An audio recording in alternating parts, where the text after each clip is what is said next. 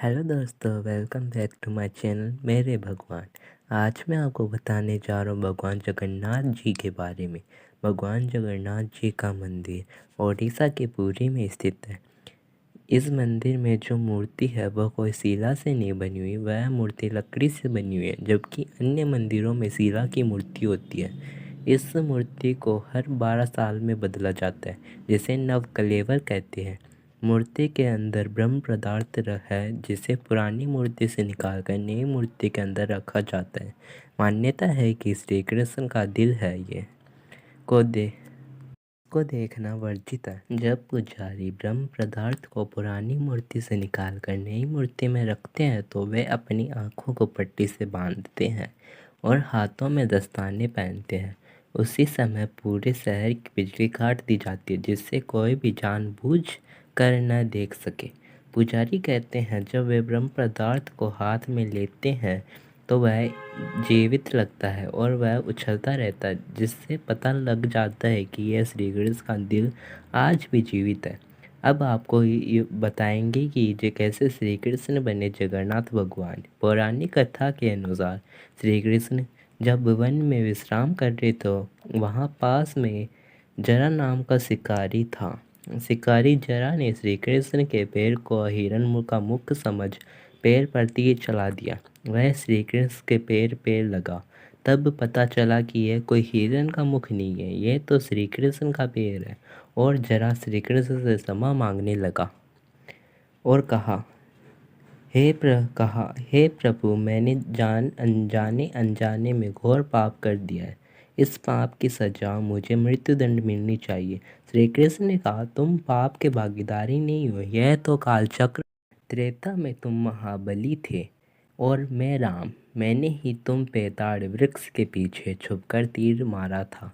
मैंने युद्ध के विरुद्ध जाकर तुम पर तीर चलाया था, इसलिए तुम पाप के भागीदारी नहीं हो। और यह कर श्री कृष्ण ने अपने देह त्याग दिए। पांडवों को पता चला तो पांडवों ने श्री कृष्ण का देह का अंतिम संस्कार कर दिया। अंतिम संस्कार के बाद श्री कृष्ण का देह पंचतत्वों में लीन हो गया, परंतु श्री कृष्ण का हृदय नहीं जला। पांडवों ने श्री कृष्ण के हृदय को लट्ठे पर बांध दिया और समुद्र में प्रवाहित कर दिया, जो बहते हुए पुरी के समुद्र तट पर पहुंचा। उसी समय मालवा राज्य में इंद्रद्युम्न नाम का राजा हुआ करता था, जिसकी राजधानी अवंतीपुरी थी। राजा इंद्रद्युम्न भगवान विष्णु का बहुत बड़ा भक्त था और उनके दर्शन पाना चाहता था।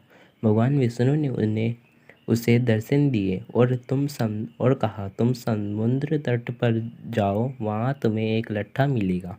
उसे तुम मेरी मूर्ति बनाओ और मेरी पूजा अर्चना करो। राजा की सेना उस लट्ठा को समुद्र तट से लाने की बहुत कोशिश की, परंतु लट्ठा बिल्कुल नहीं हिला। राजा ने प्रभु से विनती की और राजा ने स्वयं लट्ठे को उठाया तो लट्ठा उठ गया। तब राजा उसे महल ले आया। राजा इंद्रद्युम्न ने सभी शिल्पकारों को मूर्ति बनाने के लिए बुलाया, परंतु सभी शिल्पकार मूर्ति नहीं बना पाए। राजा दुखी हो गया और भगवान विष्णु से विनती करने लगा, हे प्रभु, अब मैं क्या करूं? भगवान विष्णु ने उसे दर्शन दिए और कहा, तुम देवताओं के शिल्पकार जिसने विश्व की रचना की अर्थात विश्वकर्मा की पूजा करो, वही मूर्ति बना सकेंगे।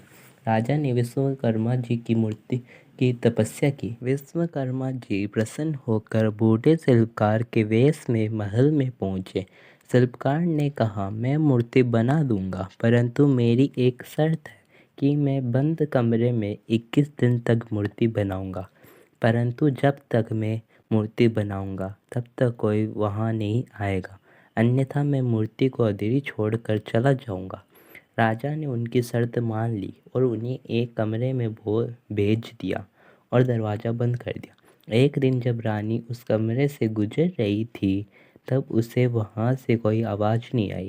रानी घबराकर राजा के पास गई और कहने लगी, स्वामी, बूढ़े शिल्पकार के भूखे रहने से तबीयत तो नहीं बिगड़ गई? जल्दी से दरवाज़ा खोलिए, कहीं उनकी जान नहीं चली जाए।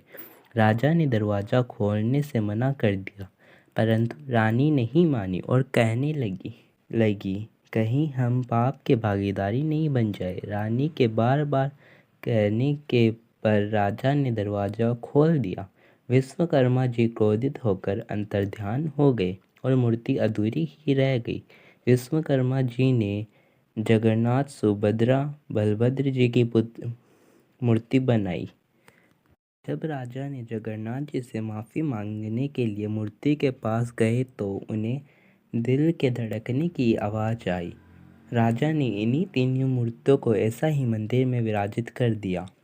जब से हर 12 साल के बाद नई मूर्ति को ठीक ऐसा ही बनाया जाता है और इसी मूर्ति को विराजमान करते हैं। हर साल भगवान जगन्नाथ भाई बलभद्र, बहन सुभद्रा के साथ रथ यात्रा पर निकलते हैं। रथ यात्रा के दौरान हजारों लाखों लोग भगवान के दर्शन के लिए पुरी आते हैं और रथ खींचते हैं। यही थी भगवान जगन्नाथ की कथा। वीडियो अच्छी लगी है तो लाइक शेयर कमेंट करना मत भूलना, सब्सक्राइब जरूर करना। फिर मिलेंगे अगली देवी देवता की कहानी के साथ। जब तक के लिए जय माता दी, जय बबरू जगन्नाथ।